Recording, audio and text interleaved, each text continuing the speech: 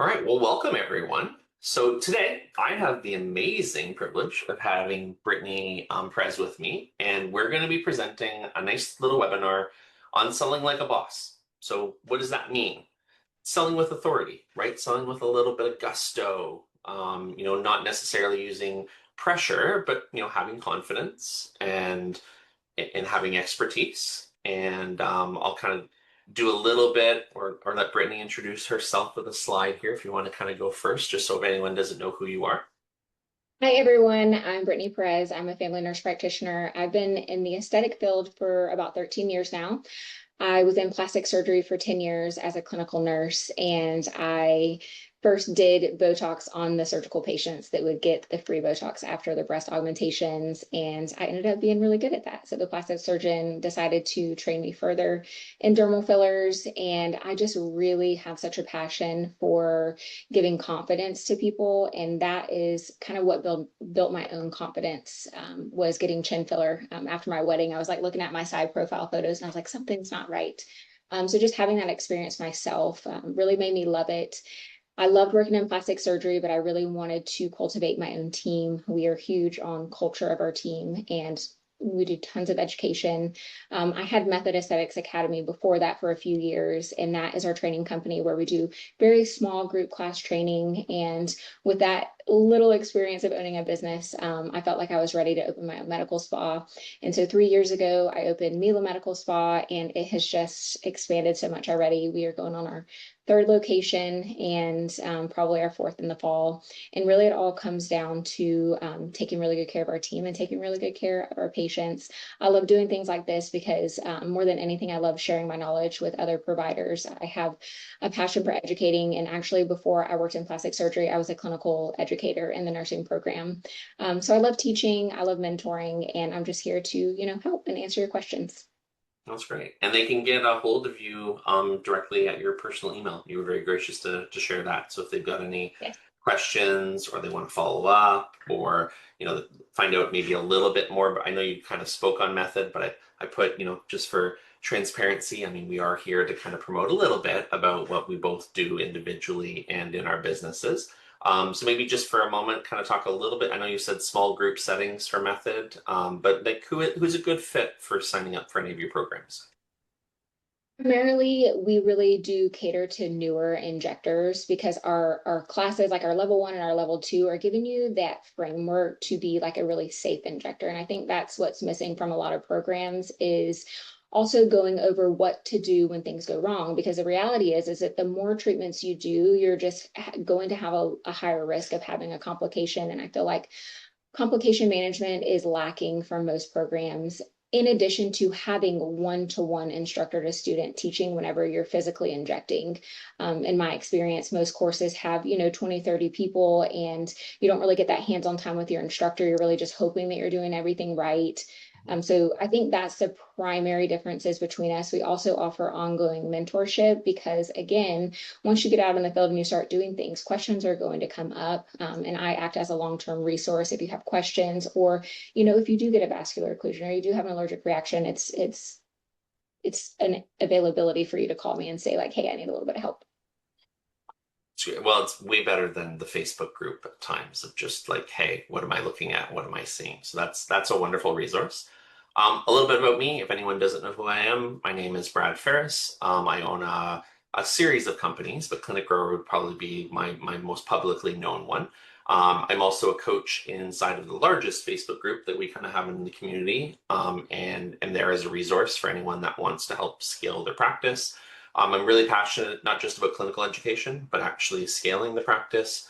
I have a lot of resources just on how to simply do that. I know it's very overwhelming and sometimes time consuming. I've got an ability for people to reach out directly to me as well to either schedule a call, ask a question or an opinion. I am on stage or in person with a young family. I try to keep my travel as limited as I can. A little bit about ClinicGrower. We are based in Tampa. We do have about 50 practices in the medical aesthetic space that we support either through coaching or digital marketing or through AI tools. And I've been a little bit busier recently with coaching and mentorship, just noticing, those practices, Britt, that are kind of at that million and a half, and maybe plateauing a little bit. And I think we're going to hear some of that stuff today on the questions from the audience in terms of just market saturation's increasing a little bit, right? And that puts a different type of challenge, maybe even just in our mindset of like what's going on in the industry. For anyone that's interested, I do have a book. It's amazing. You can get a free copy if you cover your shipping and handling. So you can just go to clinicgrower.com/book, get yourself a copy. I think it's a great read. We put a lot of time and energy into it in 2024. And if you can't even do that, let me know and I'll probably just send you one. So I think we talked a little bit today about who our ideal audience is, right? And from seeing the individuals that had signed up, the conversations I had, Britt, everyone kind of said like, we've heard sales, right? We are kind of interested in a little bit more than that basic conversation. People are probably going to want to ask questions, maybe even if we've got some people that are brave, role play a little bit with us. And I think that would be beneficial. They've all heard that kind of respond faster, ask open-ended questions, and that doesn't really give them the resources maybe to sell those higher value treatment plans. They are struggling with staff turnover, right? That's a pretty common thing that I see in coaching calls. Or they've got, I call them the Walmart Wandas, right? But like that wrong kind of patient profile of someone calling into the practice, how much is 8 units of Botox? And you're like, what are you going to do with 8 units of Botox? Like you're trying to educate. Again, some concerns with saturation. That was probably inevitable just, as people are coming out of, the post-COVID hospital system, the stresses that are there. That standard advice has kind of just got them stuck at a revenue level. And they're happy to be there, but they want to keep going. They're probably working a lot. Like if we think back to, running practices, I don't know how many hours you put in, but I remember those 60-hour weeks. And they're sometimes very, very difficult. And they might still feel like they're kind of like taking orders from their patients rather than being the trusted authority. So that was one of the things that we wanted to kind of talk about today. What we're going to kind of share is, I call it patient-empowered ethical selling. I'm very big on patient-centered care. This is going to be ideal for practices that are around $1 million, but I think anything here is going to be translatable to someone that's got a smaller practice.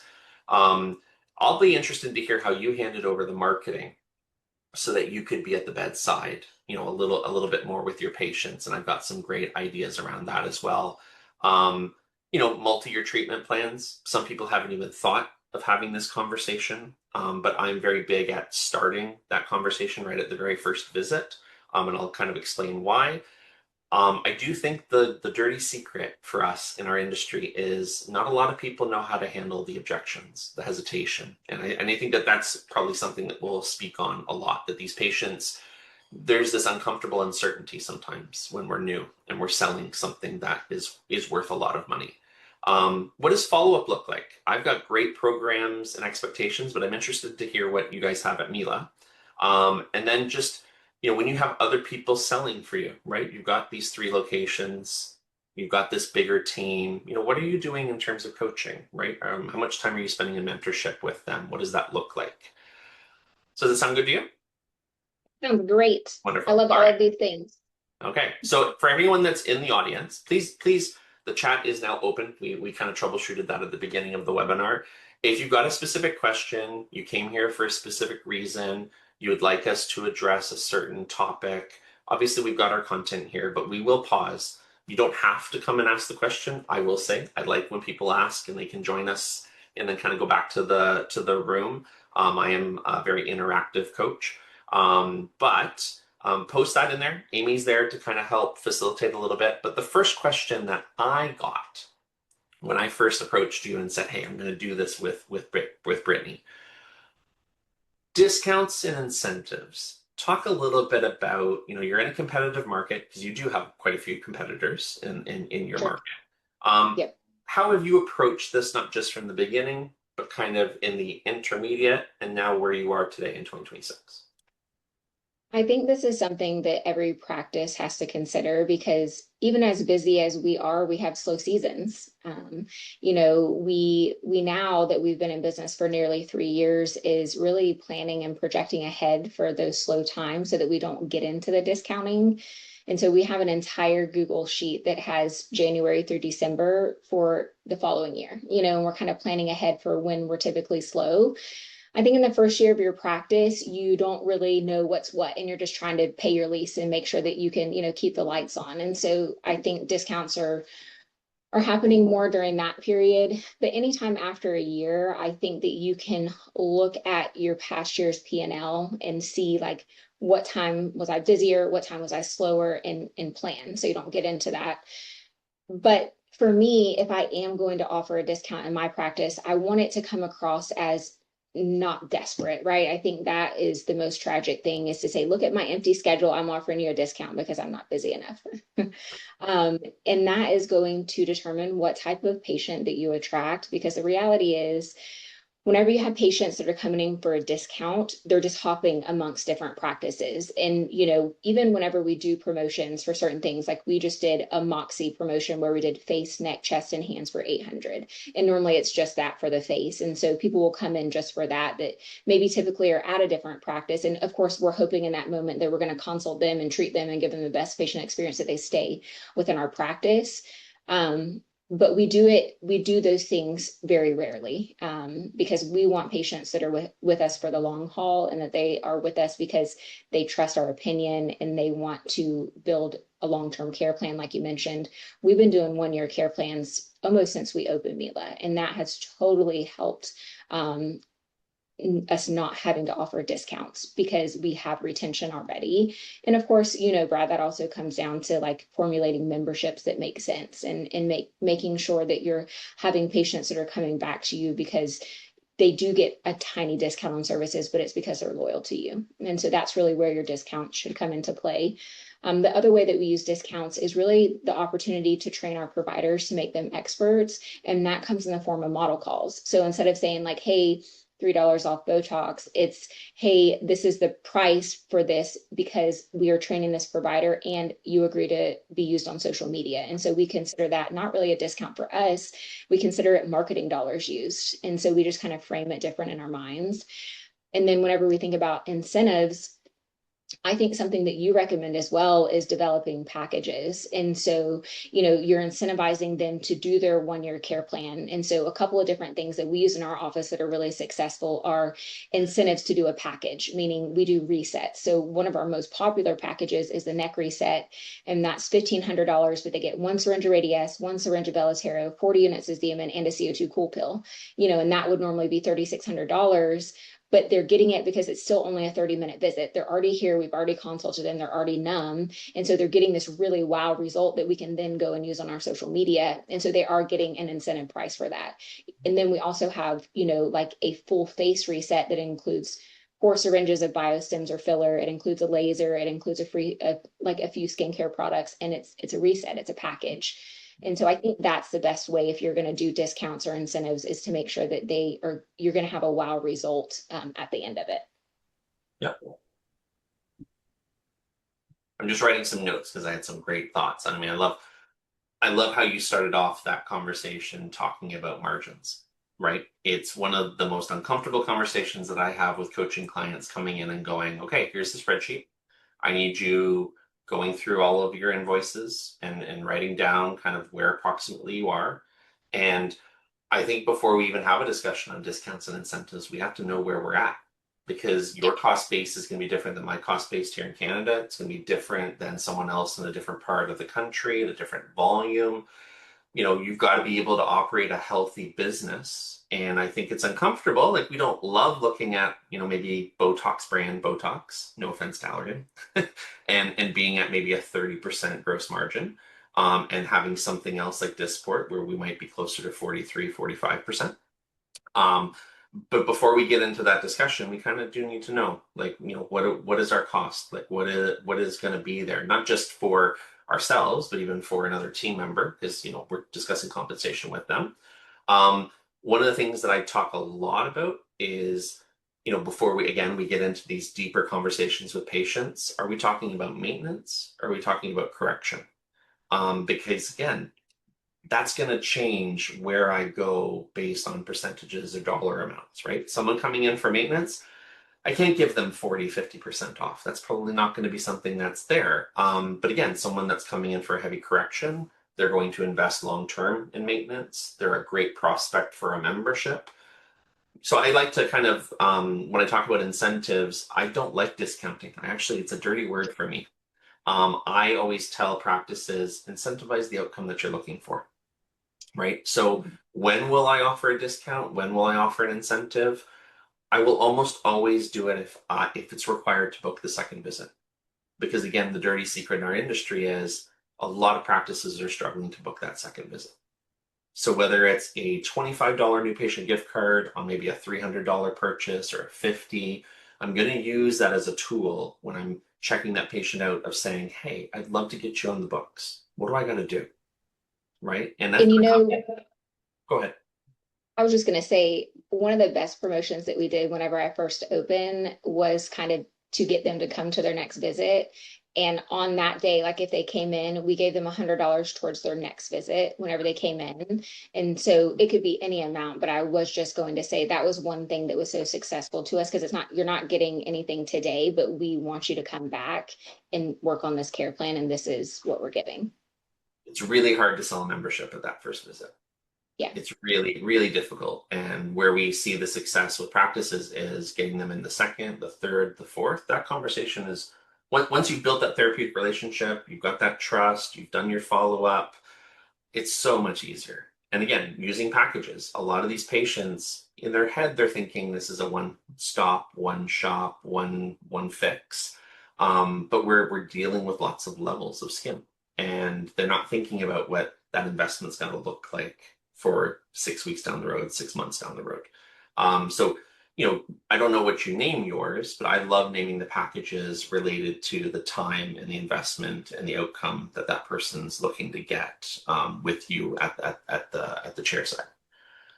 Next question, and this is interesting to look back in reflection, right? There's different ways to sell. I think no one likes selling pushy with scarcity and lots of fear.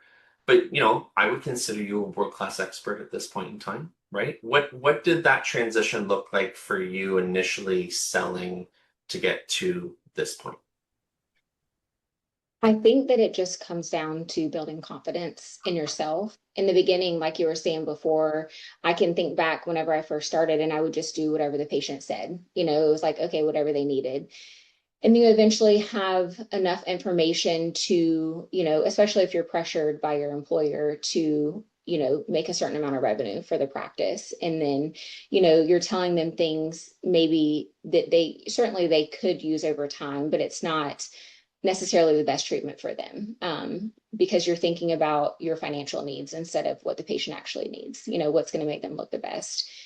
And for me, it just came down to education. It's educating the patient and building trust with them and talking about the aging process. And the way that we do consultations now, we have formulated a consultation form specifically to Mila. It has actually brought it in here. It has their treatment history. So like, are you experienced or is this your first time? What was your most recent treatment? What did you love about it? What did you not love about it? And kind of getting like some basic information from them. And then we have certain things that we are assessing as the provider. And we're educating them through this whole process. And then by the end of the conversation, they're like, you're really smart. You know what you're talking about. I trust you. I'm going to do whatever you say because you know what I need more than I do. And so the whole goal at the end of the consultation is for them to know that you're the expert and for them to trust you. And patients are going to find money for what they value. And so everything that you're doing is trying to establish value. And a lot of that starts online these days. And that has, brought a lot of success to Mila is showing education online. We are a little bit more cautious these days because there's been such a huge increase in people doing things to themselves at home. And so we give little snippets these days instead of full tutorials, but showing up online with education. So many people still don't even know the difference between Botox and filler. They don't know what's going to add volume to your lips versus what is a lip flip. And so you can bring it all the way back down to the basics and education. And then also, whenever we're doing the consultation, repeating words back that they are using to you, like, I look tired, I feel like I look sad. And you're like, these are the treatments that are going to help you look more awake and less tired. And, it's really about the verbiage that you're using. And it's about being authentic because we are all different. And, people are going to choose the providers that they resonate with and they feel comfortable with. And so there is so much local competition.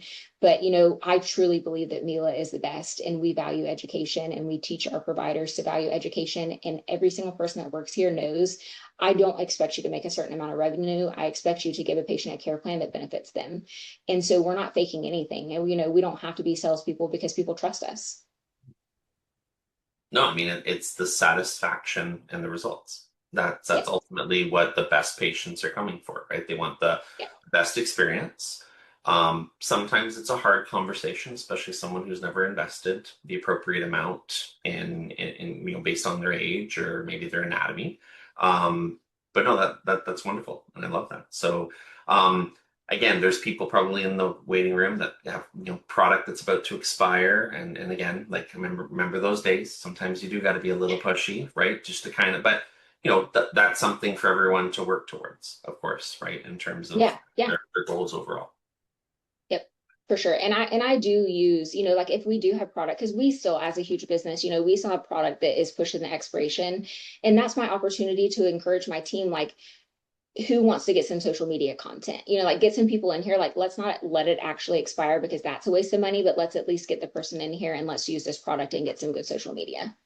Yeah. Well, maybe we'll have a little bit of time to talk about social media because that's a topic I've got with Sarah McLaughlin coming up next month, right? In terms of Yeah. like social like a boss. Little plug if anyone wants to come. Yeah. But let's kind of get to mindset, right? And again, boss is maybe a little attitude, which is kind of fun and stuff like that. Um, but how much do you feel like you're guiding decisions versus selling those 2, 3 syringes? We really don't sell syringes, we sell outcomes. And that is the way that I train the team. And again, that goes back to the reset packages and things like that, because I tell my patients, aging is not one thing that's changing. We have environmental damage, sun damage, we have muscle laxity, we have fat pad loss, we have bone retrusion, we have hormonal fluctuations, we have dehydration. Like it's really, there's so much to it that they are understanding, like, no, I don't need one syringe. Like, I need laser, skincare products, filler, biostimulators. And so it's just educating. Yep. And then authority sometimes can come with a little bit of arrogance, right? I'm sure we've all had patients where, maybe we just approached the conversation in the wrong angle. Maybe used a few more me's, right, than we's, right, in terms of like exchanging and stuff. How have you helped to set the tone, those boundaries? I mean, I know that you're very approachable in your community. You've got lots of strong connections, but has there been a time where like you had to kind of take a conscious step to build more trust with patients because you've got a brand now, and I would say that people that are wanting to get onto your schedule might be coming in with some preconceptions on what that experience with you will be like. I wish I could think of a good example, but I feel like at least for the last like 8 years or so, I have just been known in my community to like tell you what you need. And I'll have patients that come in. We were chatting in my room yesterday, and my medical assistant, she's my medical assistant now, she came to see me as a patient like 7 or 8 years ago. And she was like, it's so funny because I came in and I was like, I want you to put filler here. And you're like, no, you need Sculptra. Like, just because based on her concerns. And so I think that I think it just comes down to trust. Like it says, building trust. Yeah. And then the room. Like, what's that experience like? Like, are you there when the patient walks in? Are you generally walking in after MA is kind of done, like a little bit of pre-selling or an assessment? Maybe talk to me through like what your pace looks like, your structure, how you might Yes. transition from your assessment to your Yes. recommendation. We actually have lots of systems, and that is what keeps us scaling and keeps us consistent. We have intake sheets, which actually I think I have in here as well.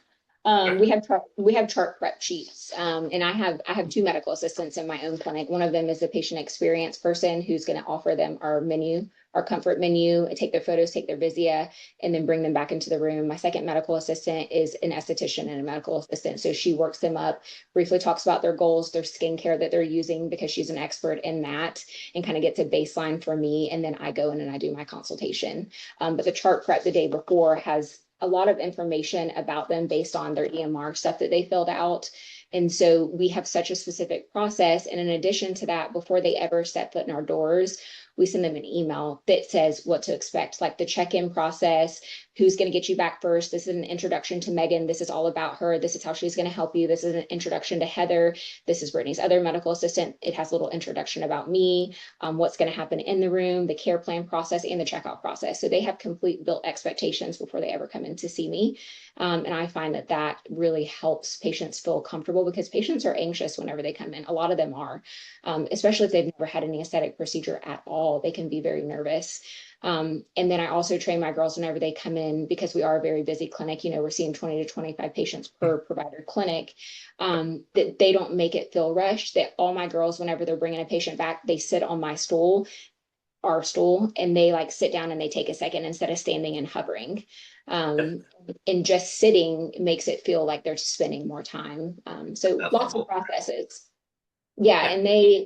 and even though they get that, pre-email before they come in, the girls also are giving the handoff and saying, you're going to see Heather next. And then Heather says, you're going to see Brittany next. And they're explaining everything through the process. And it creates a lot of comfort. And they can see that things are very professional and that we know what we're doing. What's that tour look like? New patient comes into the practice. Are they getting a soft introduction to kind of the layout of the practice, the individuals that are there? Because I know that Yeah. when I'm teaching brand new practices, I mean, people tend not to focus on that as much, but I think that that's as important for a solo as it is for a larger team. Yes. And our building is set up in such a way that the first area that you walk in is the check-in area. The second area that you walk in is our Visia room, and then the bathrooms are right there. So it's basically like step, step, step, and then they are brought to a room. So it's like, here's our check-in process. And then the patient experience director is taking their photos and showing them where the restroom is, getting them our spa water. And so that's the only part of the tour they really need because everything else is patient treatment rooms. Mm, okay. And then let's talk about empowerment language. So I shared my resource in chat for anyone that hasn't seen it before. I mean, I'm a huge permission-based seller, a big confidence-based seller. Might even gossip a little bit as a nurse. It's kind of like in our nature. Um, what does your language look like for your team? Is it different across providers? Is it, again, consistent in terms of what you're saying, how you're expressing your expertise, you're expressing your goals? I'm going to be completely honest. I'm not exactly sure what you're asking. That's okay. So, one of the things that I do at the bedside is I talk to patients. I might use confidence in terms of, well, based on everything that you shared with me, this is a great next step for us to consider moving forward, right? Some people would say permission would be based on, would you like me to be the individual that takes you through this full year treatment plan that we've laid out for you? What Yes. is the like if you kind of had to have some themes for language, right? And I would assume that it's very trust and again permission and confidence based, but are there any Yes. specific lines that you're hearing consistently in the room with your team? Like, do you guys have an identity where like people are going to hear a recommendation consistently a specific way? Does that make sense?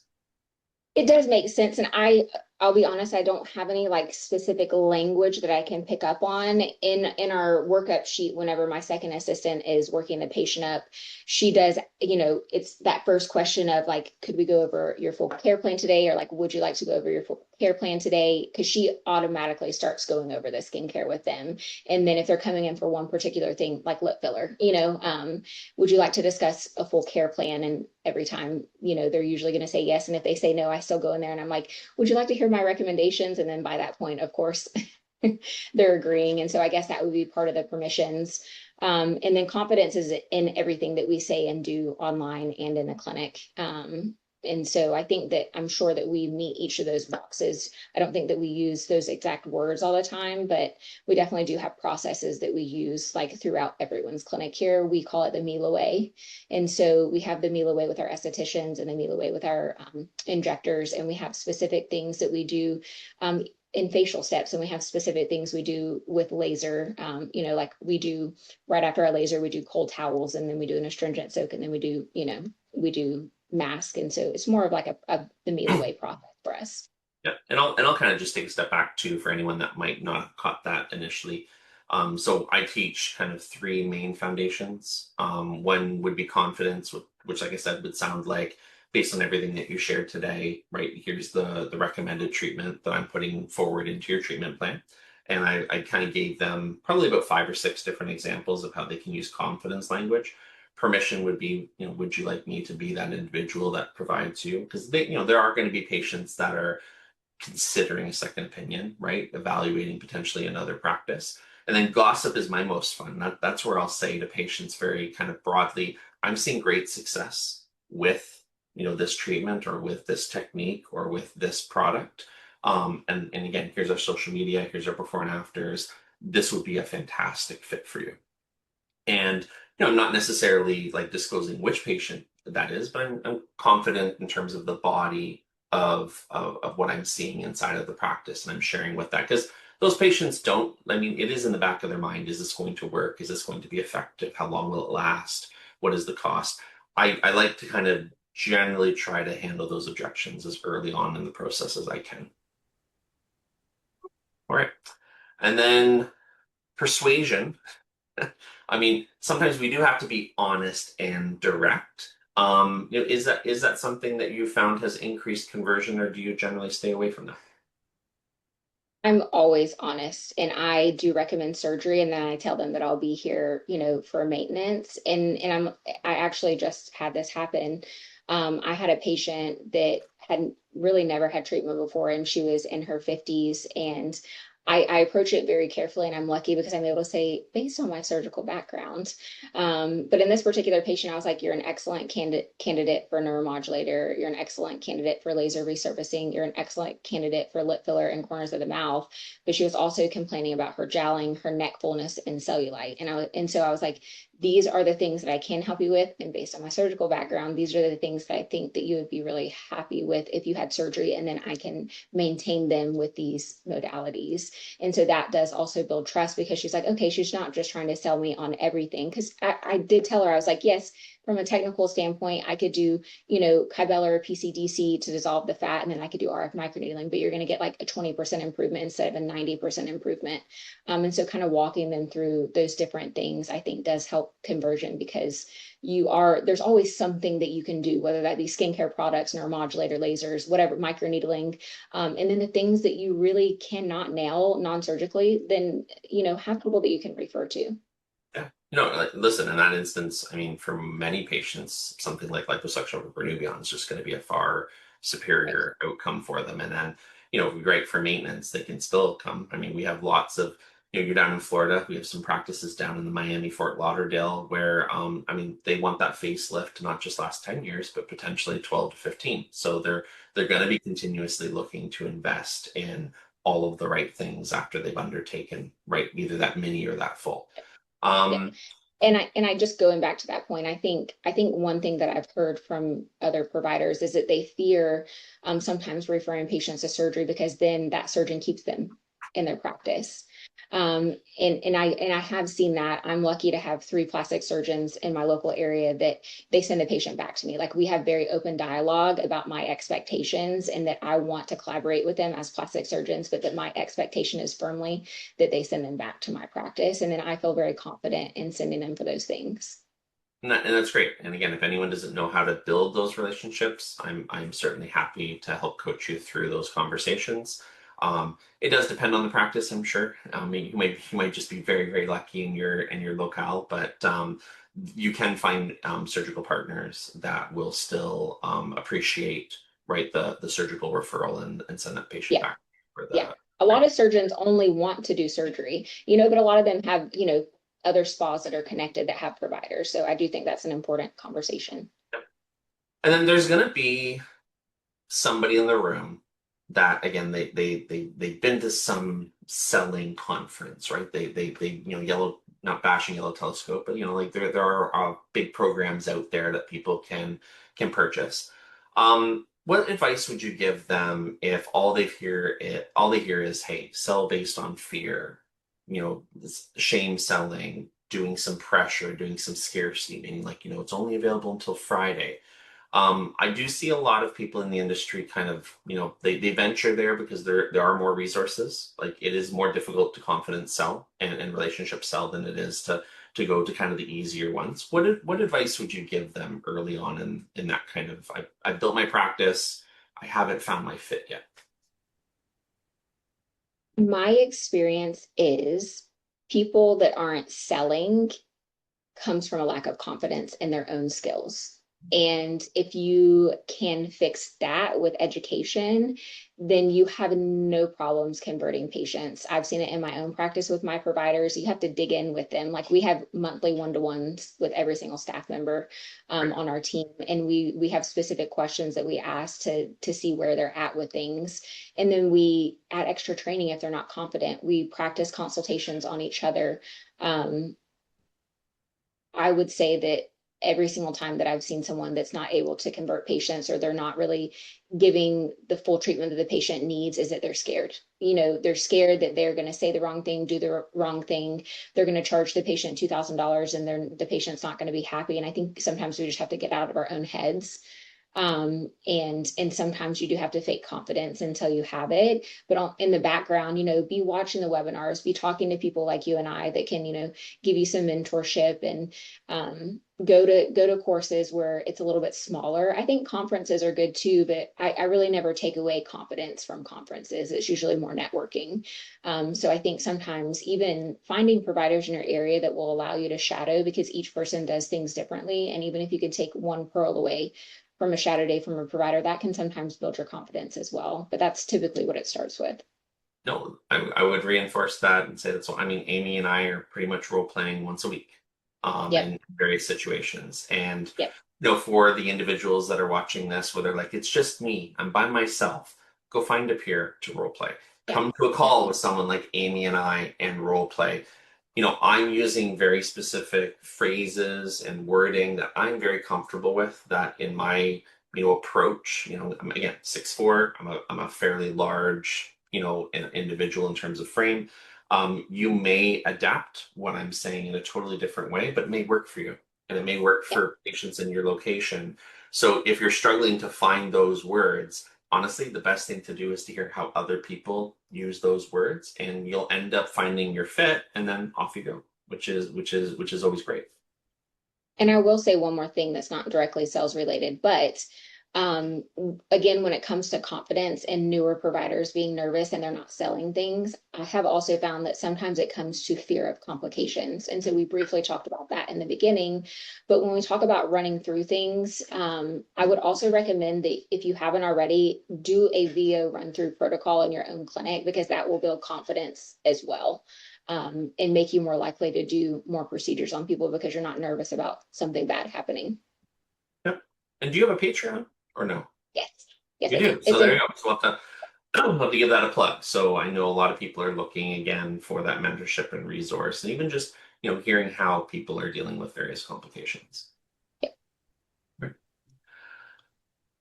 Oh, well, let's talk about the reality of running bigger practices. There's going to be someone here that's kind of like, yes, it's selling, but let's get to like, the how am I scaling, right? How am I getting to multiple locations?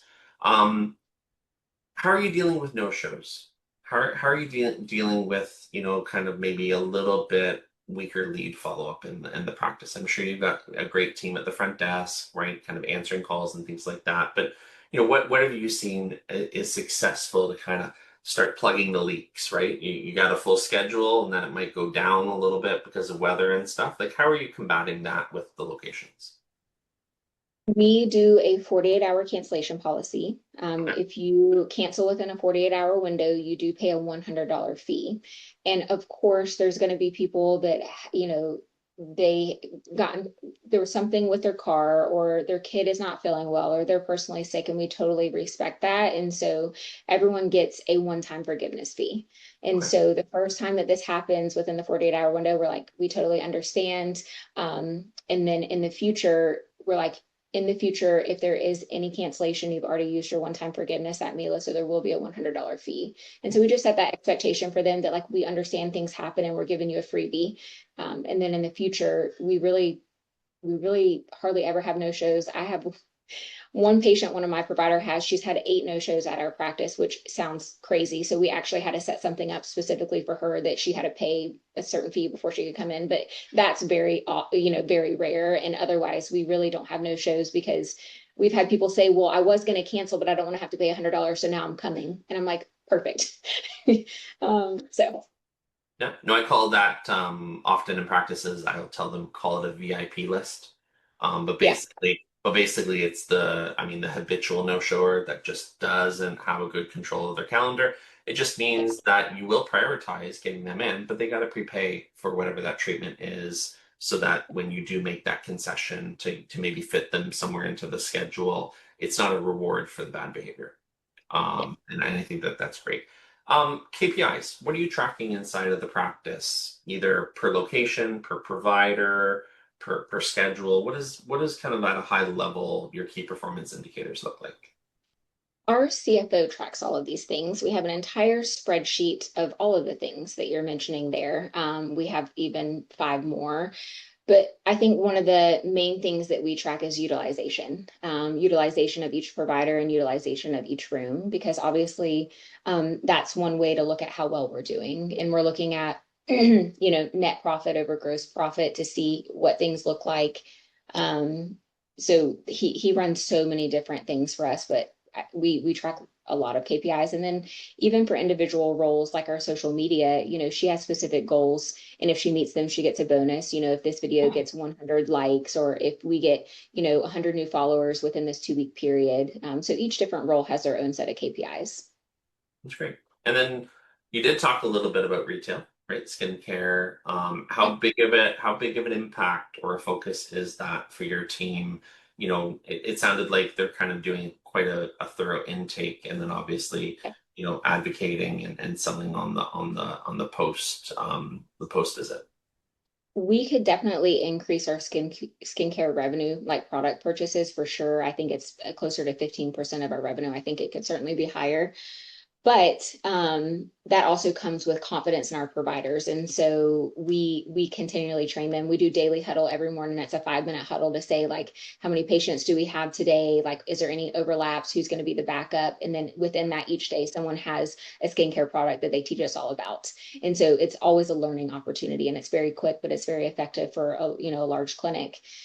Um, and then it's really something that we teach them, because they get 10%, commission if they sell skincare products, that it's recurring revenue for them that's pretty passive, because once they get on their skincare regimen and the patient comes back to purchase the routine that they recommended, then they're getting passive income as well, which excites them. Yeah. Well, Amy is on the call. We probably won't have time to bring her on. But if anyone is ever interested, including yourself, right, in having her come in, one of the things that I have on a slide here coming up is I'm a huge proponent on what I call good faith follow-up, right? So if you're selling some retail product, make sure that you got a clipboard, patient initials, when is that next call due? Have they opened it? Are they using it? Are they following the instructions? When someone's coming back into the practice, taking inventory, what do they have? Like, ask them almost to take a picture before they leave the house of what do they got? What have they been using?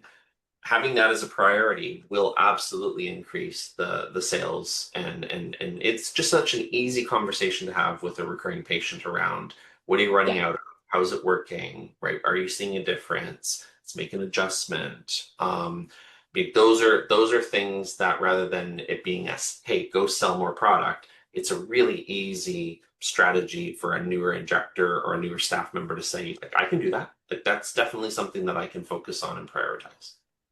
And we have within our EMR, and you could do it if you have paper charts as well, as we have a skincare purchase tracker. And so we can see when was the last time they purchased it. Okay, you should have been out of this by now. And our system runs reports to say, this product, they purchased plated, it's been 3 months, so they're due for a second bottle. And I think having some systems like that will help. Yep. I love how you used handoff because that's what I call it. High value patient acquisition. Everyone's chasing it. We always want the best patients. What does a good lead look like to you? Like, obviously, I know you guys are busy on social media. You're doing your best to kind of pre-educate the patient coming through. But what would you love to see every time that you open the door and Mary Smith is there, waiting to see you? I would like to do whatever Brittany recommends today. That's what I'm looking for. And that luckily does happen pretty regularly. I do have patients that come in for specific things. And while I do still have conversations with them, they're there for the one thing. But my favorite lead is someone that understands that I'm the expert and they're there for education. And I love an educated consumer as well, because they've done half of the work for me and they come in, they're asking great questions. And I love to teach. I love when they ask me questions. But then again, my favorite patients are just saying, like, I'm here for your recommendations and I want to do what you think is best for me.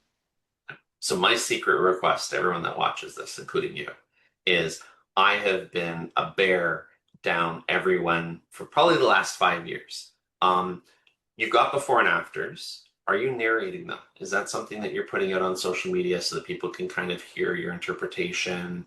Yep. Again, like a nice basic kind of explanation, not super high end, not talking about these labial folds, like just kind of, like grade 8 to grade 11 kind of reading level. Talk a little bit maybe about, if you are doing that, what difference did it help you in terms of like just a better pre-educated patient coming through?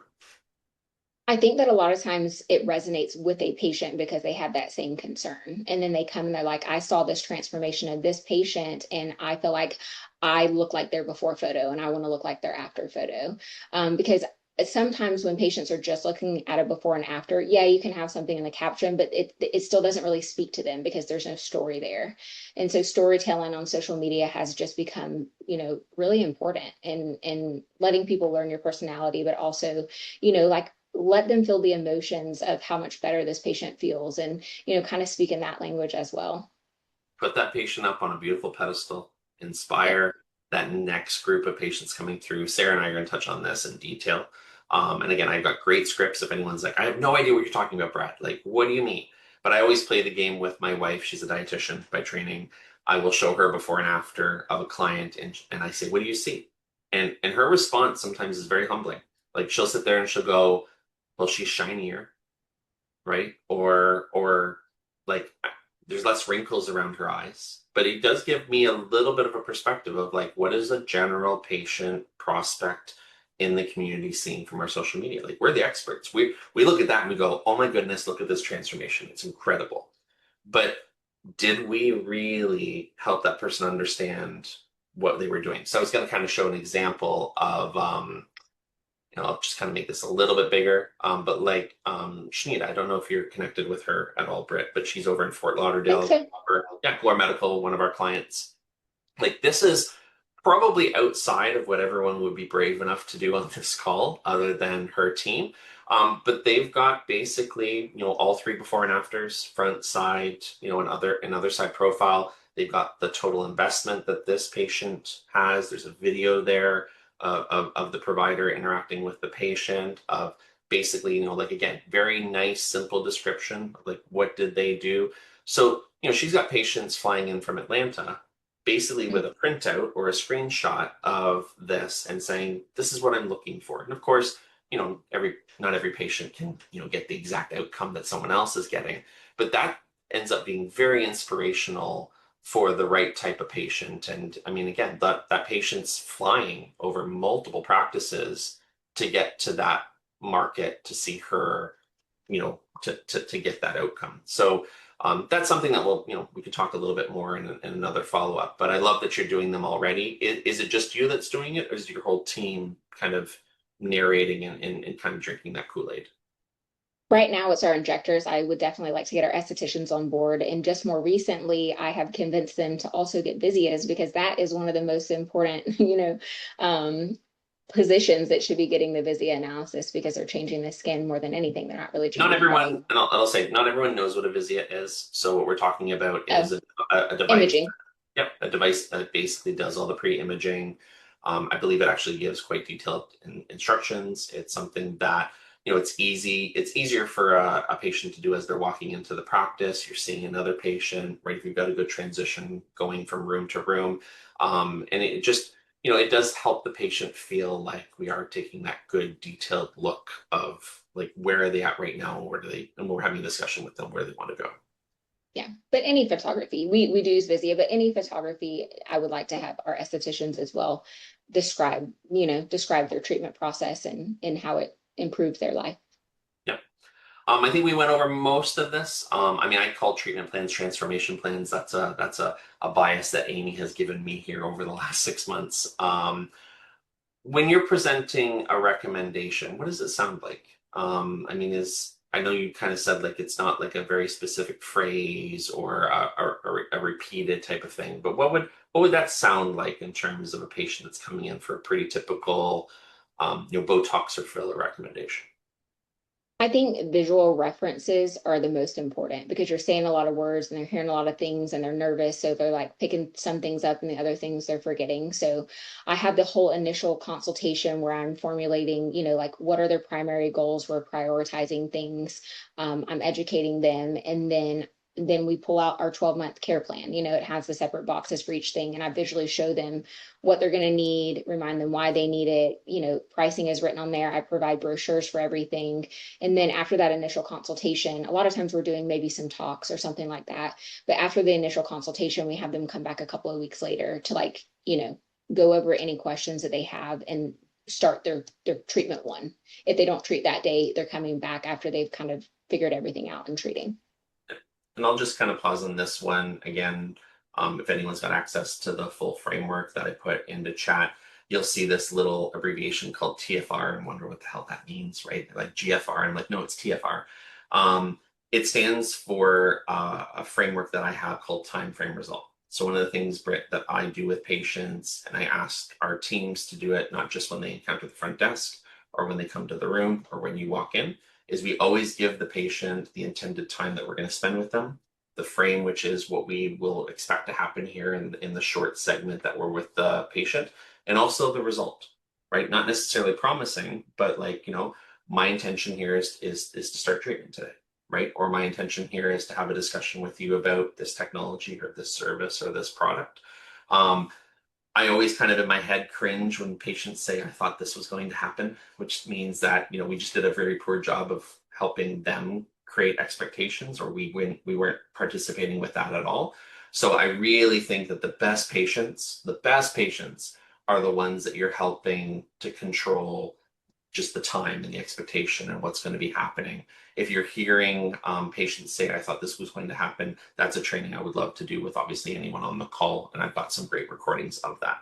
NLP keywords, I'll just throw that in there too. I don't use the word no.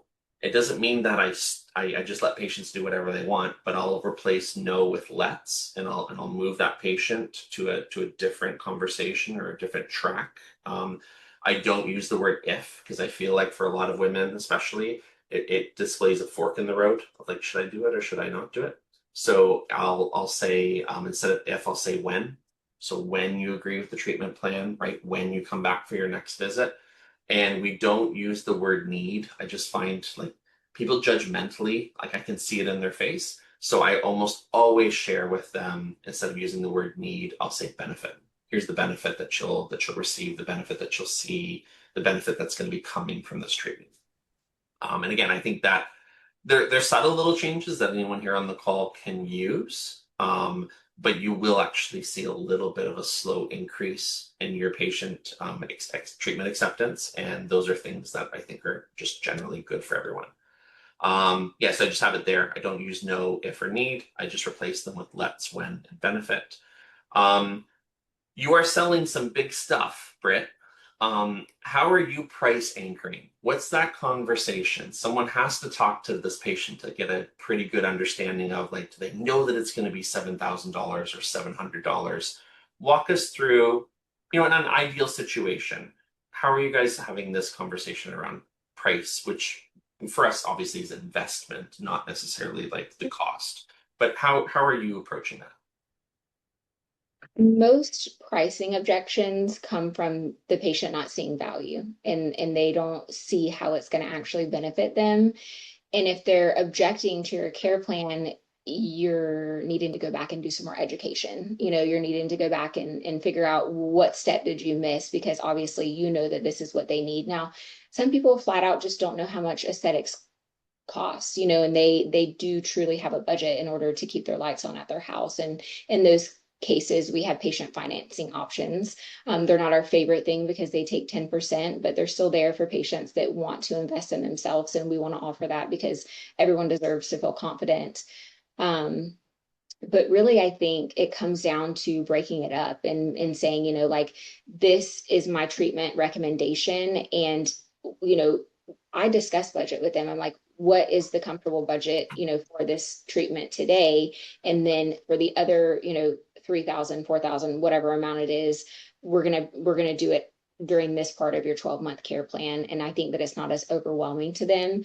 And then sometimes I'll have patients say, I want it done today. Like, I want the full transformation. I had a few weeks ago a patient that came in and she had never had anything done. And sometimes I still get a little bit nervous to do full faces on people that have never had anything, because I'm afraid, sometimes I'm like, are they going to like this drastic transformation? But she was very confident that she wanted a full face. And so I presented the options to her and she's like, no, let's do it. But I think that you can create fear in people and make it feel salesy if you're like, your treatment price today is 9,000, instead of saying your package over 1 year is 9,000. We can break it up in the way that feels best to you. This would be my recommendation. And to make everyone feel like, if anyone's kind of doubting that they can do that, I always remind them, our good friend Jenna, that's like, please take my money, right? Like, I Yep. want the best outcome. I want the best treatment possible. I want to look and feel amazing. Be honest with me, right, in terms of what is the best option. I am not a person that thinks giving patients a lot of choice is a good idea. I just always think, when I go out for dinner with my wife, like, she'll spend 20 minutes just looking at the menu, worried about, like, what is she going to potentially miss. I think it's always best to give the patient your best recommendation. And if for whatever reason that doesn't fit into the budget, because that is a reality. Like, some patients do have a finite budget that's there. Then you make an adjustment as needed. One of the things that I do recommend in a lot of practices is having a conversation with that patient, and it can be uncomfortable, but asking them what's their plan to fund the treatment plan, right? Having that conversation with them around, is it just cash? And that's great if that's the case. Do they need financing? Because I think you guys have Cherry at Mila, or what do We you? do, and we ask that in their, I think that's part of the thing too, is like in their initial intake forms, it says, would you like to discuss financing before they ever get to the room? Yeah, and that just gives people, again, I've got a great resource if anyone doesn't know how to approach financing, how to ask those questions. Like, this is it can be done in a very respectful way, because you don't know what that, like, I have money in the bank account number is. And, especially for our surgical practices, I teach them this all the time. Like, that person will drop their eyes to the left and think about their bank account, right? So presenting them with just these options early on does allow them to put their hand up and say, I'm very interested in learning more about, is this an option? And then it just allows you to have more flexibility to have that conversation overall. So I And don't I know think if it you want also, to go ahead. I'm sorry.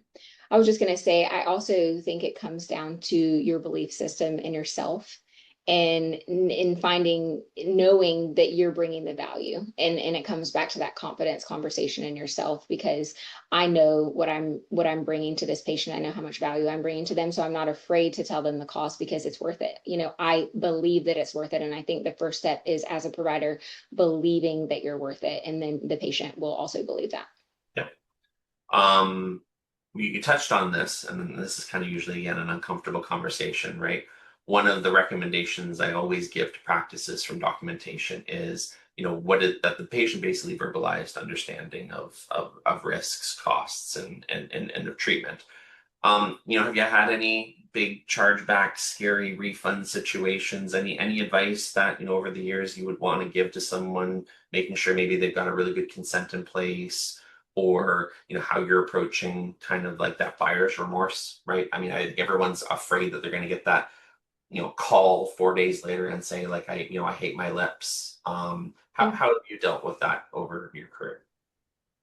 The first thing is this is going to happen, and don't take it personally, because you do have scammers. Unfortunately, you have people that come in and they do this as a business. They go to different med spas and they threaten to leave a review, and we're afraid of bad reviews.